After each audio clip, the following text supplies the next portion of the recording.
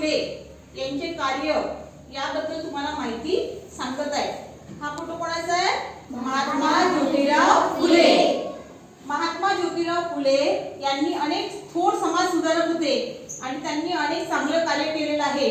स्त्री शिक्षणासाठी आणि स्त्रियांचा पाया रचण्यासाठी, स्त्री शिक्षणाचा पाया रचण्यासाठी त्यांनी खूप मोलाची मदत केलेली आहे। त्या काळी कर्मठ आणि सनातन धर्म होता। त्या काळी मुलींना शिकता येत नव्हतं। त्या काळामध्ये कोणीही मुली शिकलेल्या नव्हत्या।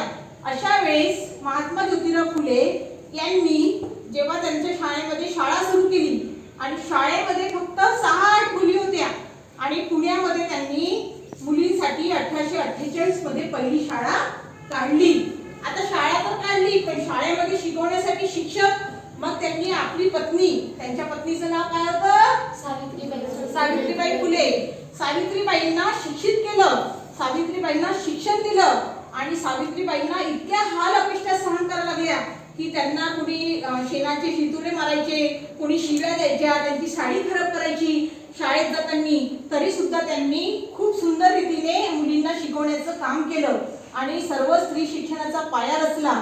आणि या काळामध्ये काही रूढी परंपरा होत्या, त्या रूढी परंपरा सुद्धा आणि सनातन कार्याच्या ज्या कर्मठ अशा जाती जमातीमध्ये अस्पृश्य समाजामध्ये समाज विभागला होता, त्या काळामध्ये सर्वांना शिक्षण देण्याचं काम आणि मुलींच्या शिक्षणाचा पाया रचण्याचं काम महात्मा ज्योतिराव फुले यांनी केलं। समजलं का तुम्हाला सर्वांना?